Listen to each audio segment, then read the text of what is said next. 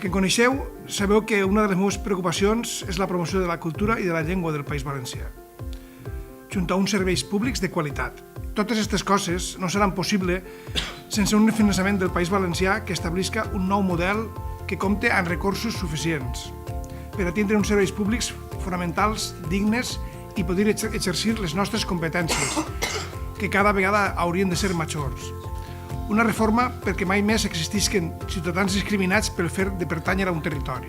M'agradaria que es canviara la visió de la cultura com a sinònim de despesa, d'oci i d'entreteniment, basada únicament en la mercantilització economista del producte cultural, i en canvi aposte perquè els conceptes cultura i cohesió social siguin indestriables.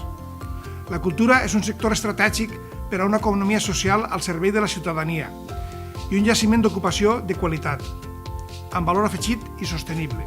El canvi de paradigma ha de situar la ciutadania al centre de la cultura, amb un paper actiu i trencar amb la visió unidireccional d'espectador-consumidor. Em preocupa i molt, com m'imagino que a molts de vosaltres, l'amenaça per la llengua que representen els partits de la dreta. Jo no vaig a dir noms, no m'agrada. Que constantment ataquen els avanços de recuperació de la nostra llengua.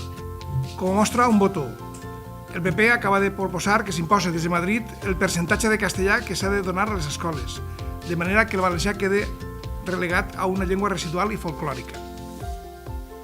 Des de Compromís, volem que els nostres xiquets finalitzen l'educació dominant el valencià, el castellà i l'anglès, i que el valencià tinga un paper central en el nostre ensenyament.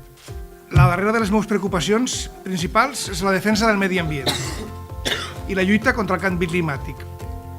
Entre altres coses, aspirem a que es pugui realitzar, quan estigui a punt la planta de compostatge de la Ribera, la recollida de matèria orgànica i la possibilitat d'efectuar la recollida porta a porta, fomentant una educació mediambiental que respecti i millore el nostre entorn paisatgístic natural.